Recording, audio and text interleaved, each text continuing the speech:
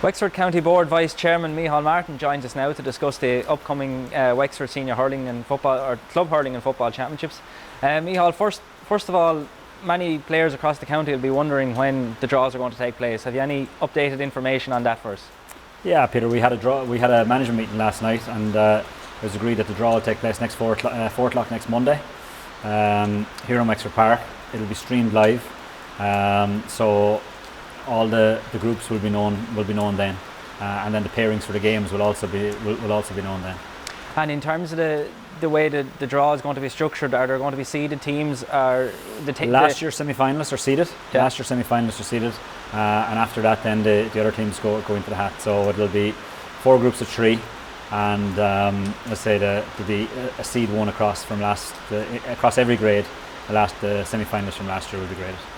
And then the order in which the games are going to be played, is there any particular format as to how that will be decided? That'll be drawn as well. That was agreed at last week's county board meeting. That will be drawn to decide the first pairing, obviously. So and then the team who loses the first game will play the second game.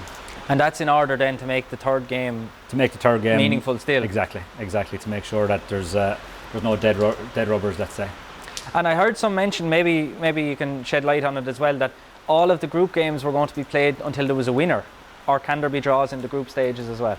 No, there can be draws in the group stages. From the knockout stages, obviously, it will be winner on the day. Every game right up until the county final. Exactly. Yeah. And another key question that we were still waiting on clarity for was whether or not there'd be quarterfinals in the championship. Has the decision been made in relation to that yet? Again, we had a management meeting last night. Well, we had a county board meeting last week, and there was a good discussion.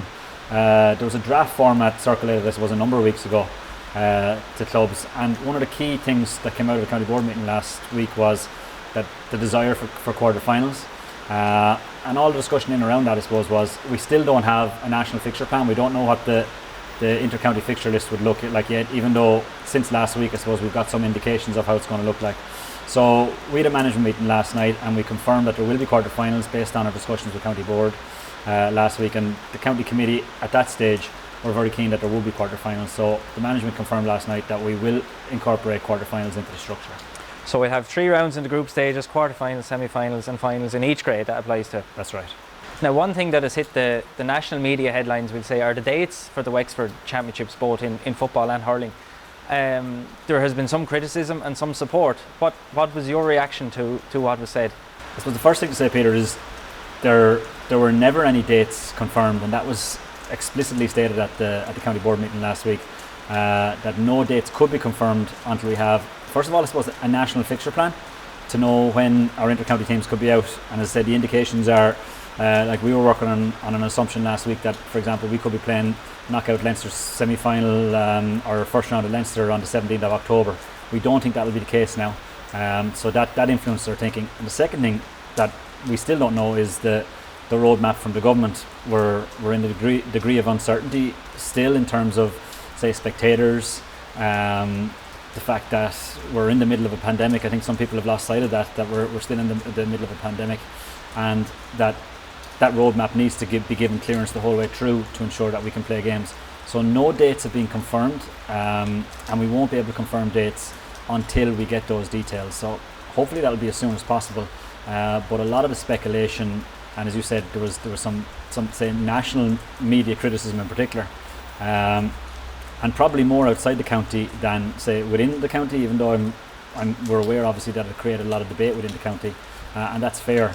I would say the debate within the county was fair. The criticism from outside the county, I think, was, first of all, it was created on the back of I suppose an anonymous letter, and an inaccurate anonymous letter that it was a social media campaign to some degree, and was then picked up on by national media. I would say it wasn't balanced in that the dates that were widely quoted, were never accurate, were never confirmed. We are looking in our draft format, again, depending on how things go with the government roadmap, we are looking at playing a block of hurling and a block of football, and the overwhelming majority of county delegates last week supported that. I think you have to be from Wexford to understand our particular fixture programme. and many of those who commented were from outside the county, who have no understanding of the fact that we are a pure dual county. The vast majority of our players play and would be significant players on their hurling and on their football team. I think Lee Chin was quoted yesterday as saying that he'll be playing football right up until whenever, say, the Sarsfields are knocked out in football context. And I would say 12 of our starting 15 for our hurling team would be in a similar boat, and probably 80 to 85% of our senior hurling squad will be playing and will be one of the main players on their football teams in the championship this year. And that point was lost, very much lost, I think, in the national criticism, and again was based on an inaccurate letter and an anonymous letter that was spurious, to be honest. And you're chairman of the National Fixtures Analyst Committee, and you'd know better than a lot of people, I suppose, the different challenges that face different counties. So in Kilkenny they'll have no football, in Cavan they'll have no hurling, or very little to worry about at this time of the year. Yeah, I mean, the one thing, and we had Congress here last year, and there was a presentation. I was among a number of people, I suppose, involved in the presentation on fixtures, and the key message was we did a comparison of, say, 4 counties for delegates.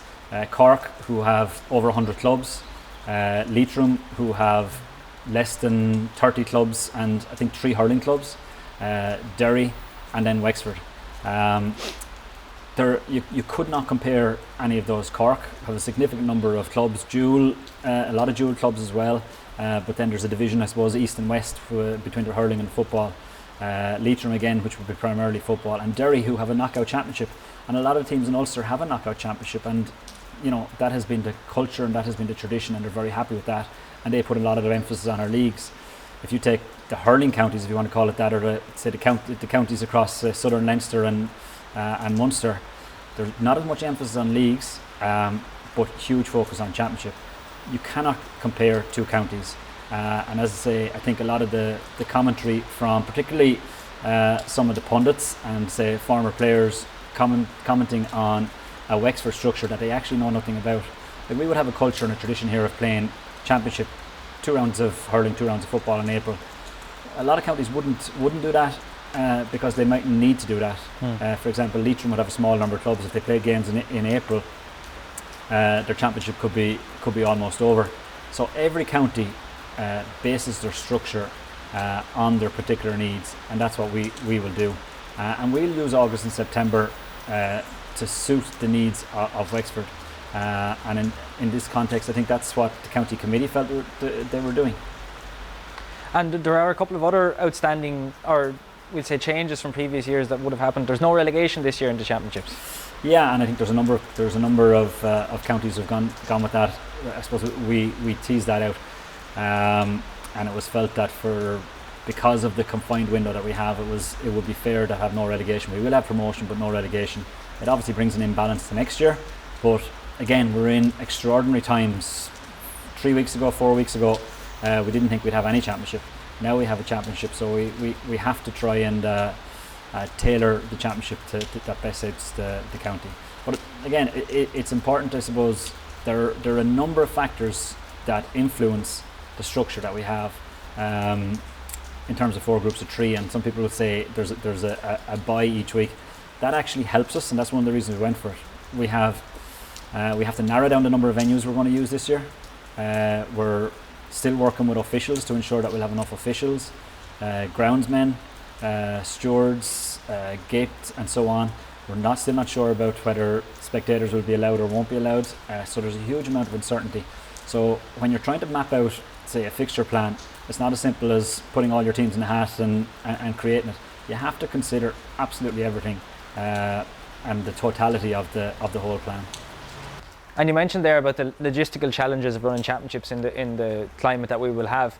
Are we limited in venues? How is the logistics going to be managed? Yeah, at the moment we've identified 4 venues: Wexford Park, St Patrick's Park, Belfield, and New Ross, and they will be the primary venues. We probably and possibly will be adding to that, but we will be trying to limit the venues to ensure sanitisation and any guidelines. We're awaiting more detailed guidelines, match day guidelines, I suppose, from Croke Park if we get to that stage where we can play matches. And to do that, we need to to take control of venues and be able to ensure that we're following best practice.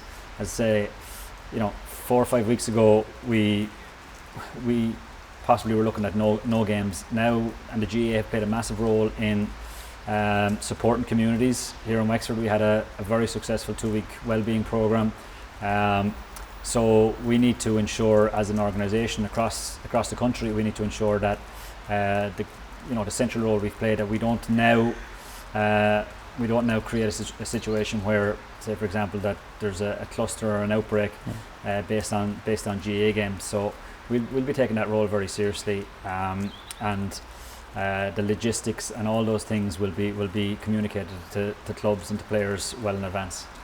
Yeah, well, certainly, hopefully the championships will go smoothly and everyone will stay healthy. And just remind people then, before we go, of the details of the draw again on Monday.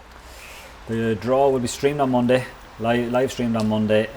If you check out our website or our social media, it'll direct you towards the link for the draw, and hopefully as many people as possible tune in, and it'll give maybe extra motivation when the pitch is open. At the moment, the date is the 29th of June for pitches to open. When pitches open, then there'll be a good lead into the August Bank Holiday weekend and give motivation to players, and it'll be fantastic for players to be out and to be getting fit and looking forward to games.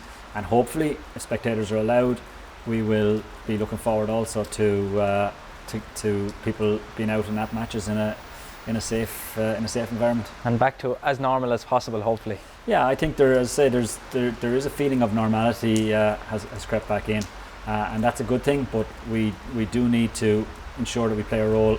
As I said, if things were to change, and hopefully they won't, well, we'll be back to a situation where there'll be a question mark over games. We definitely don't want to see that. There's been a sense of optimism around the country and around the county here of being able to play games. So, yeah, hopefully so.